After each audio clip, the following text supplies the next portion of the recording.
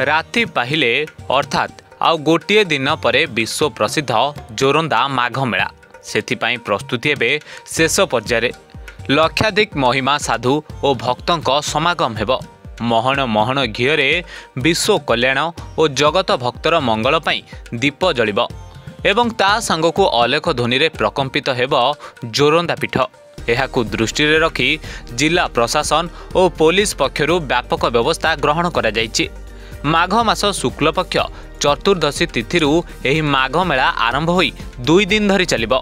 संध्यारे गादी मंदिर, शून्य मंदिर, ज्योति मंदिर और दलक अंचल रे विराटकाय झाड़दीप जलिबो। माघ मेला रे ए वर्ष भिड़ प्रभुकर प्रबल हबो कहीं शीत कम अच्छी वर्षार आ संभावना नहीं। शीत जो बहु यात्री माने भक्त मैंने आसीपारती ए वर्ष आज जी जना पड़ी प्रबल परिमाण भिड़ हम। ये प्रभुंर प्रातः राति 3 बा मैंने सब बकल बदलवे कौपिनी जहाँ दिहब कथा दिहब जहाँ न दिए कौपिनी भी नुआ परिधान करेंगे। बकल सब बा मैंने नुआ परिधान करेंगे। प्रभुंर चामर पकेबे झाड़ू मारे चामर चंदन पानी छिंचे आ चामर पकेबे जो नीति कार्य सारिकी झाड़ संध्या को अखंडवती झाड़ प्रति जलिब। महण महण घी महण महण हिसाब ना केते घी तले बोहीगले सुधा सब घी प्रभु झाड़पति 4 दरजार जलिब।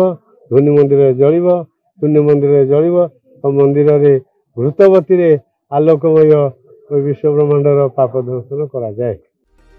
चलित वर्ष पाग अनुकूल थिबारु लक्षाधिक जन समागम हेबा नै आकलन करा जाउछि।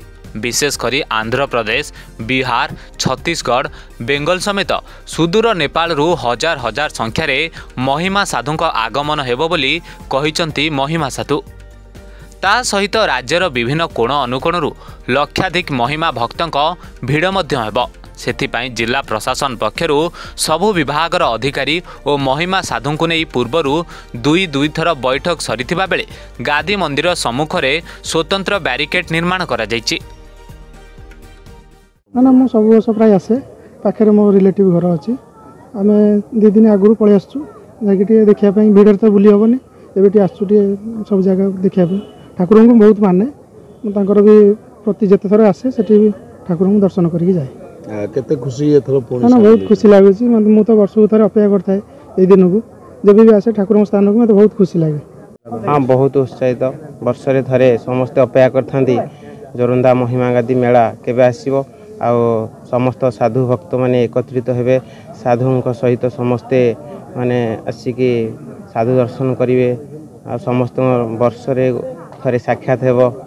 बहुत खुशीर दिन आनंदर दिन गुरु पूर्णिमा जहाँ कह जाए माघ मेला जोरंदा महिमा गादी विश्व प्रसिद्ध जोरंदा मेला आमर 11 तारिख आरंभ हो 11, 12, 13 तारिख झाड़दीप जरिब। सबू गादी मंदिर, शून्य मंदिर, ध्वनि मंदिर झाड़दीप जले 4 द्वारे अखंड ब्रह्मध्वनि स्थापन करा जाए आ सेतिरे नड़िया कदली घृताहुति करा जाए।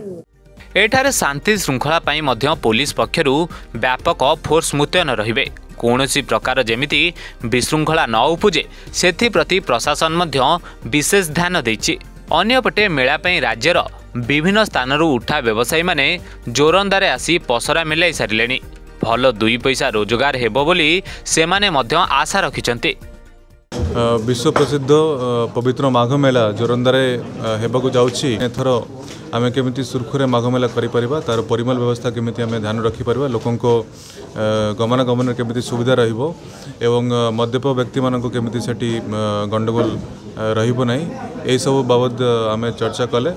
ऐसे तो सीसीटीवी कैमरा अन्य सिक्यूरिटी मेजर्स फायर सेफ्टी पानीय जल सरबराह या सब उपरे पर्यालोचना विशद है एवं विभिन्न निष्पत्ति नियाछि।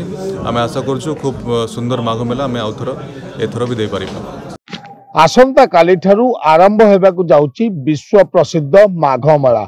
एथिपाई चलचंचल ढेंकानाल जोरंदा महिमा पीठ 3 दिन धरी आयोजित होइतिबा हेबाकु थिबा एही मेला रे निजको शामिल करिया पाई बहु साधु संत पहुंची सारे एवं निजर व्यवसाय वाणिज्य करने पसरा खोली व्यवसायी बंधु मैंने तेज किभली सुरुखुरु आयोजन कर पुलिस प्रशासन एवं जिला प्रशासन व्यापक बंदोबस्त कर जोरंदा महिमा गादी लक्ष्मीकांत साहू रिपोर्टर्स टुडे।